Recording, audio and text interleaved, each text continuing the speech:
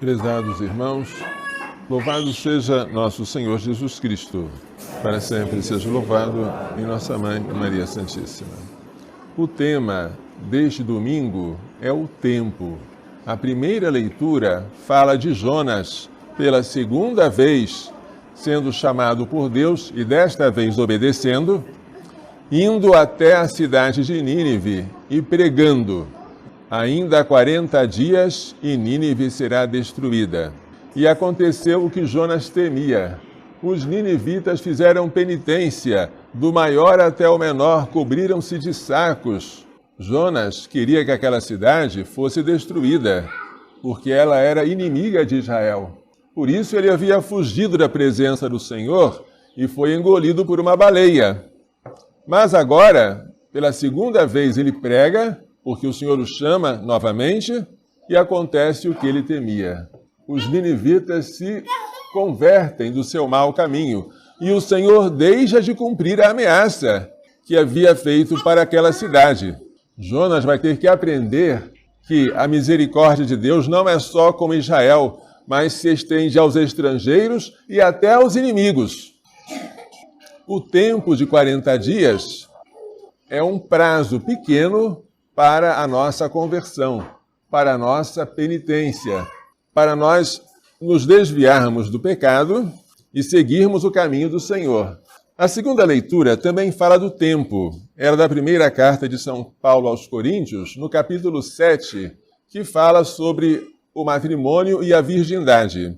A pergunta que os cristãos fariam naquela época, e que para nós não tem sentido, é: depois que nós fomos batizados, que deixamos o paganismo, os ídolos, e nos tornamos cristãos, nós podemos nos casar? E se estamos casados, podemos permanecer casados? São Paulo responde que o matrimônio é santo, a imagem do amor de Cristo pela Igreja, embora a virgindade ainda supere a excelência do matrimônio. É lícito, portanto, casar-se, embora São Paulo diga: vós tereis tribulações na carne, e eu quisera poupar-vos. São Paulo era virgem.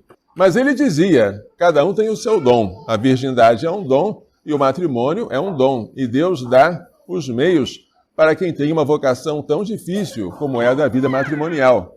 Porém, tudo aquilo que existe agora neste mundo tornou-se relativo depois que veio Cristo. De agora em diante, o tempo dobrou as velas. O tempo dobrou as velas. Dobrar as velas é aquilo que os barcos faziam quando chegavam ao porto. Dobravam as velas. Quer dizer, o tempo se completou, o tempo se fez curto. É preciso, portanto, que aqueles que têm esposa vivam como se não tivessem. Os que choram como se não chorassem. Os que se alegram como se não se alegrassem. Os que fazem compras como se não possuíssem. Os que usam deste mundo como se dele não usassem. Porque a figura deste mundo passa. Passa como o cenário de um teatro. Acabou a cena, o cenário é recolhido e tudo desaparece. Nós estamos no mundo como atores em um teatro. Daqui a pouco a cena vai se desmontar. Agora que veio Jesus Cristo e nos tornou filhos de Deus, herdeiros do céu, membros do seu corpo que é a Igreja, templos do Espírito Santo, sacerdotes reais, capazes de oferecer um sacrifício que agrada ao Pai, que é o sacrifício do corpo e sangue do seu Filho, tudo que não é Deus tornou-se relativo. Você pode fazer planos, você pode pensar em se casar, em ter 5 ou 20 filhos, você pode pensar em ter uma casa, pode pensar em morar em tal ou outro lugar, mas tudo é provisório e tudo é relativo. O que vai contar na hora do julgamento nosso será a caridade que não passa, que nós praticamos neste tempo que passa.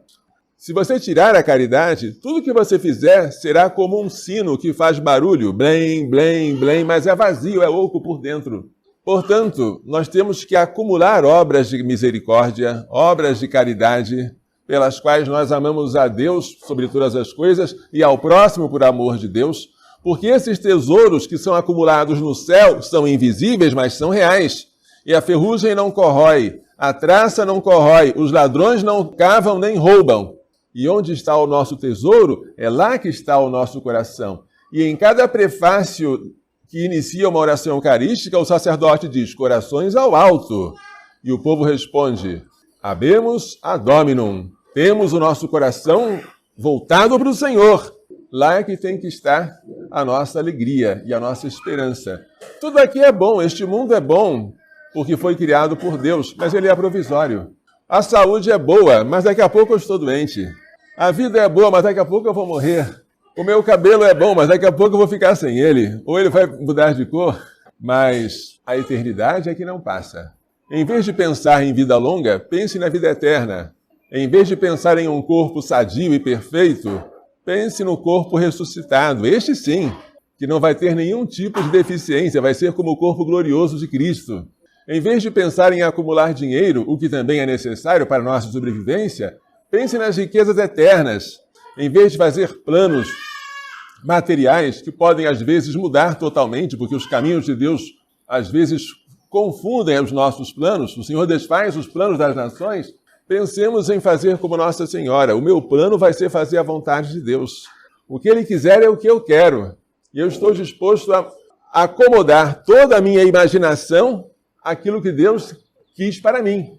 Essa obediência pronta, essa disponibilidade completa implica uma atitude chamada conversão. Conversão é uma mudança de direção. Quando você está andando em qualquer tipo de veículo, pode ser um automóvel, pode ser um navio, pode ser um avião, fazer uma conversão à direita quer dizer mudar a direção. Você agora não vai mais para frente, você vai 90 graus à direita. É uma conversão. 180 graus é uma conversão completa. O que não se pode fazer é uma conversão de 360 graus, porque aí você volta para o mesmo lugar. Essa conversão não adianta nada.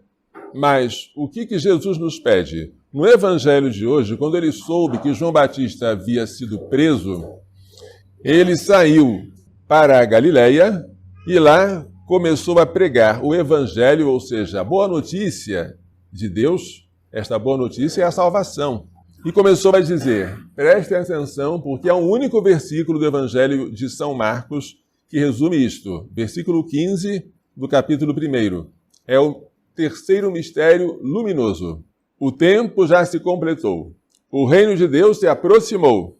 Convertei-vos e crede no Evangelho. O tempo se completou? Que tempo é este? O tempo dos patriarcas, dos profetas, o tempo da espera, o tempo da promessa, o tempo em que as pessoas gemiam pela vinda do Messias. Esse tempo se completou.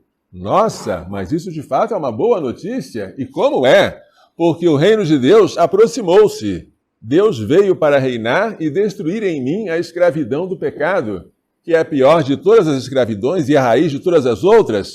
Mas se ele vai reinar em mim, eu tenho que submeter a minha vontade à dele. E essa submissão se faz pela conversão.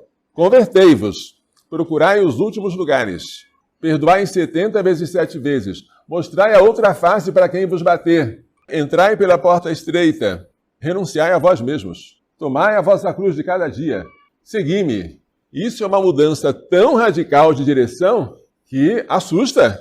Os que ouviram o sermão da montanha das bem-aventuranças ficaram assustados, com razão.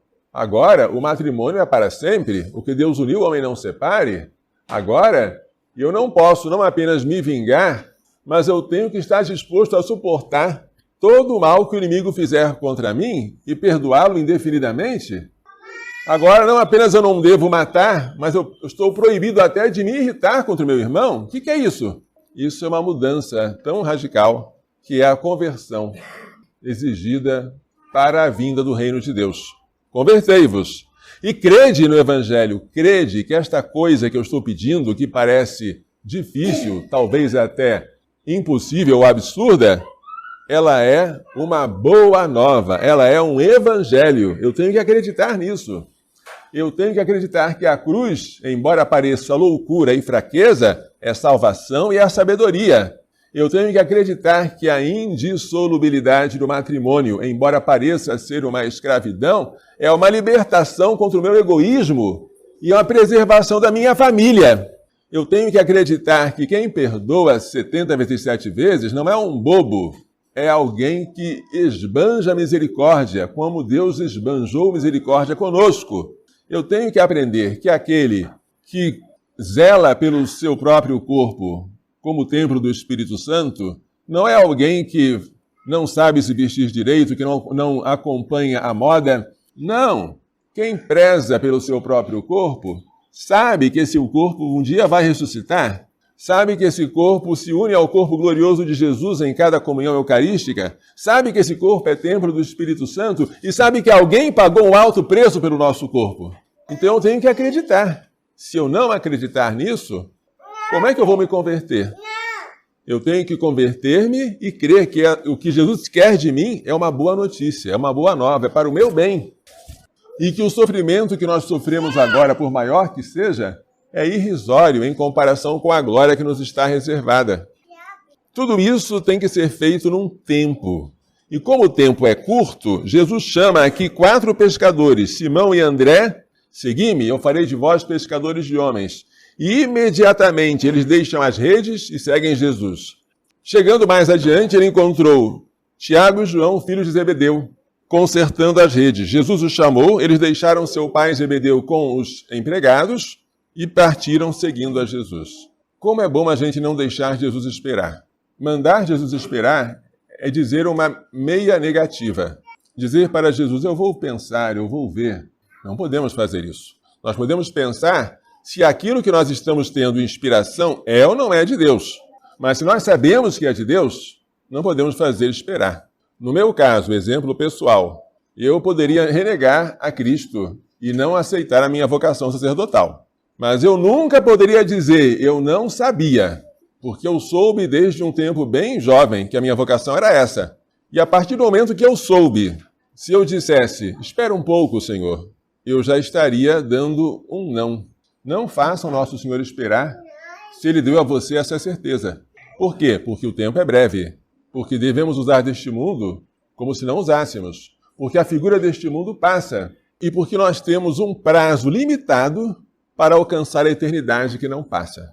Que Maria Santíssima, que entendeu tão bem essa lição, mas tão bem, e o seu castíssimo esposo São José, nos façam entender e pôr em prática as lições desta liturgia.